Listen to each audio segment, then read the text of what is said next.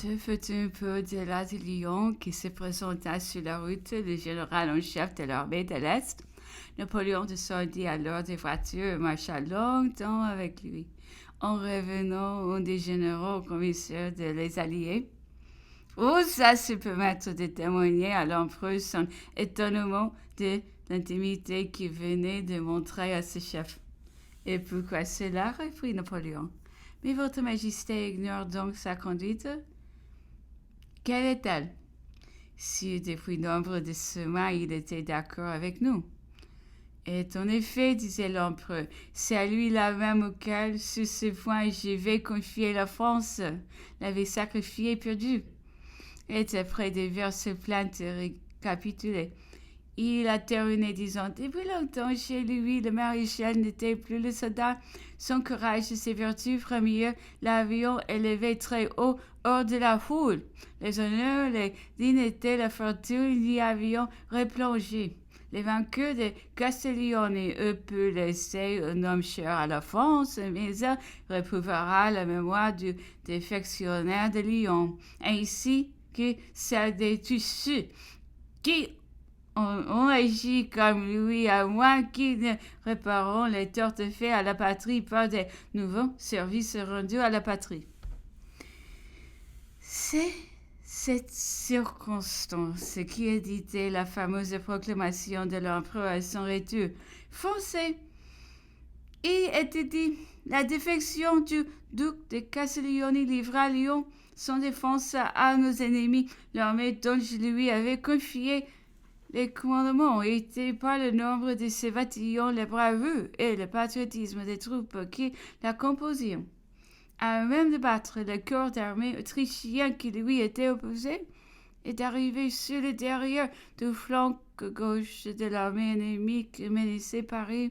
Les victoires des Champs-Aubert, de Montmirail, de Château-Thierry, de Vauchamp, de Mormain, de Montereau, de Crayonne, de Reims, d'Arcy-sur-Aube et de Saint-Dizier, l'insurrection des braves paysans de la Lorraine, de la Champagne, de l'Alsace, de la Franche-Comté, de la Bourgogne et la position que j'avais prise sur le derrière de l'armée ennemie, en les séparant de mes magasins, de ces parcs de réserve, de ces convois et de tous ces équipages.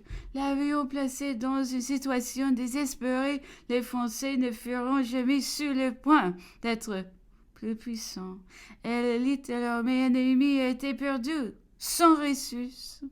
Elle trouvait son tombeau dans ces vastes contrées qu'elle avait si impitoyablement saccagées. Lorsque la trahison du duc de Ragusa livra la capitale et désorganisa l'armée, la conduite inattendue de ces deux généraux qui trahiront à la fois le patrie, le prince et le bienfaiteur, changea le destin de la guerre. La situation désastreuse de l'ennemi était telle qu'à la fin de l'affaire qui eut lieu devant Paris, il était sans munitions par la séparation de ses parcs de réserve.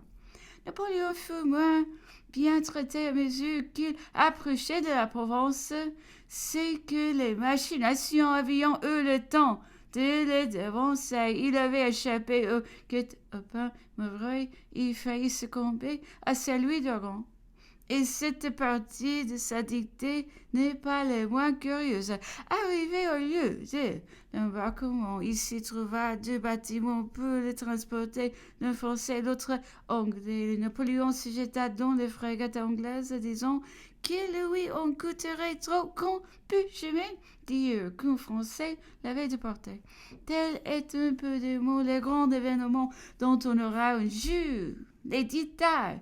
Dites ainsi que je l'ai dit plus haut par l'empereur même.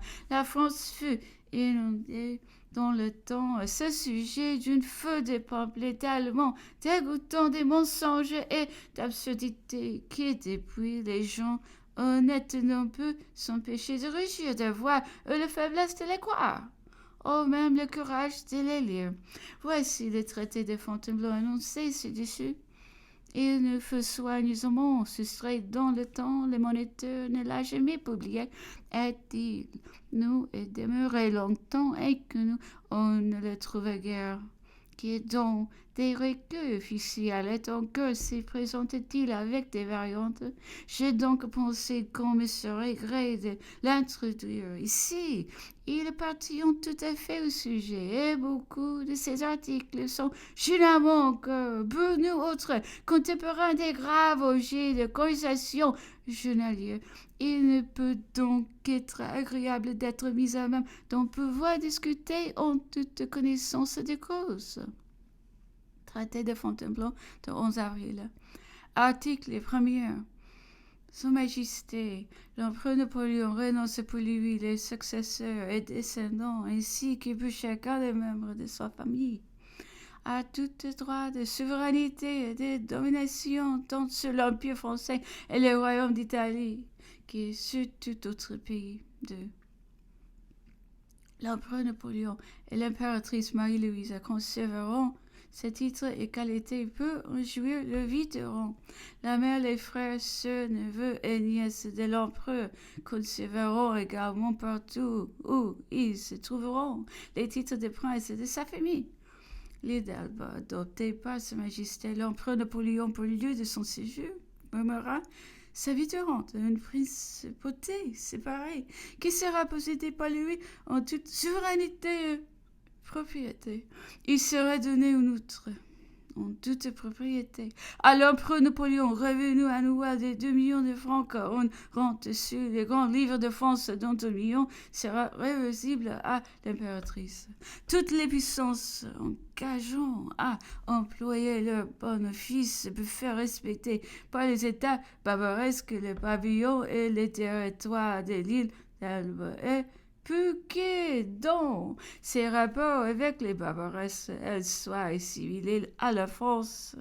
Les duchés de Parme, de Plaisance et Guastalla seront donnés en toute propriété et souveraineté à l'impératrice Marie-Louise.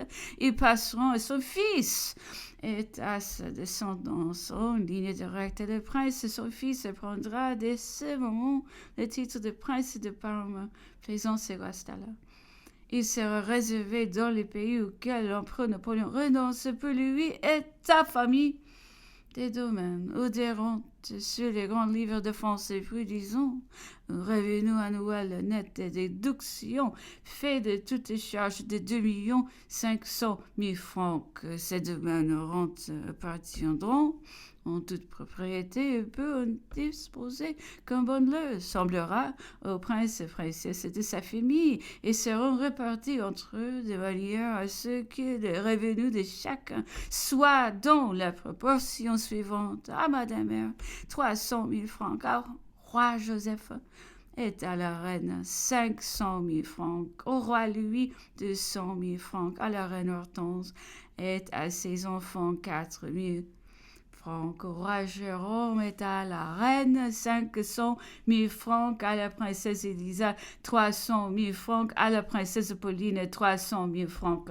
Les princes et princesses de la famille de l'empereur Napoléon retiendront, conserveront en outre tous les biens meubles et immeubles de quelque nature que ce soit, qui possédant à titre de particulier, et notamment les rentes dont ils jouissent également comme particulier sur les grands livres de France et le mont Napoléon de Milan.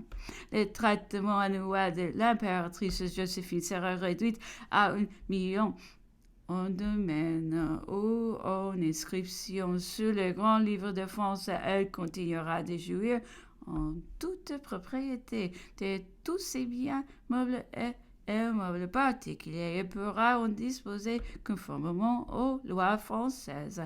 Il sera donné au prince Eugène, vice-roi d'Italie, un établissement convenable hors de France.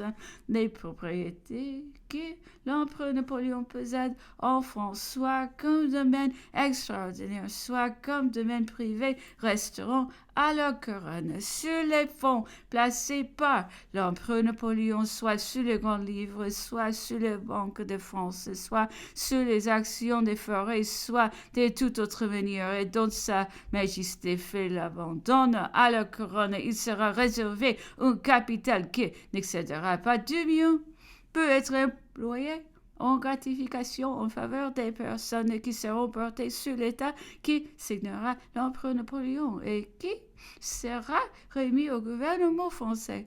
Tous les diamants de la couronne resteront à la France. L'empereur Napoléon fera retourner au trésor et aux autres caisses publiques toutes les sommes et faits qui auraient été déplacés par ces autres, à l'exception de ceux qui proviennent de la liste civile. Les dettes de la maison de l'empereur Napoléon, telles qu'elles se trouvaient au jour de la signature du présent traité, seront immédiatement acquittées sur les arrérages dus par les trésors publics à la liste civile d'après les états qui seront signés par un commissaire nommé à cet effet. Les obligations de Napoléon de Milan envers tous ses créanciers, soit français, soit étrangers, seront exactement remplis sans qu'il soit fait aucun changement à cet égard. On donnera toutes les sauf-conduites nécessaires pour le libre voyage de l'empereur Napoléon, de l'impératrice, des princes et princesses et de toutes personnes de leur suite qui voudront les accompagner ou s'établir hors de France, ainsi que pour le passage de tous les équipages chevaux et effets qui leur appartiendront. Les puissances alliées donneront en conséquence des officiers et quelques hommes d'escorte. La garde impériale française fournira un détachement de 12 à 1500 hommes de toute arme pour suivre d'escorte jusqu'à 100 troupes, lieu de l'embarquement. Il sera fourni une corvette et les bâtiments de transport nécessaires pour conduire au lieu de sa destination. L'empereur Napoléon ainsi que sa maison, la corvette appartiendra en toute propriété à l'empereur.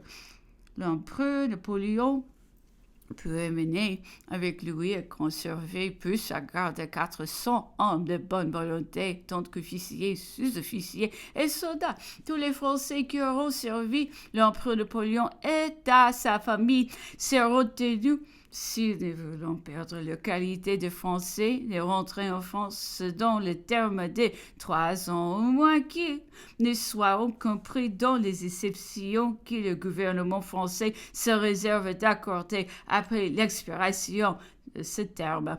Les troupes polonaises de toutes armes qui sont au service de France auront la liberté de retourner chez elles en conservant et bagages comme témoignage de leur service honorable.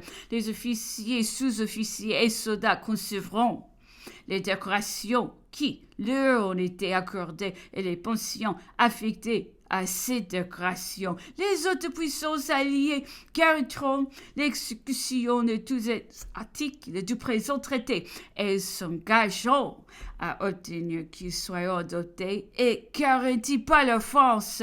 Les présents actes seront ratifiés et les ratifications en seront échangées à Paris dans 10 jours. Ou plutôt, si fait se peut, fait de Paris le 11 avril 1814, signé Caulaincourt, duc de Vicence, le maréchal duc de Charente MacDonald, le maréchal duc d'Elchingen, né le prince de Metternich. Les mêmes articles ont été signés séparément et sous la même date de la part de la Russie par le comte de Nesselrode et de la part de la Prusse par le baron de Hardenberg.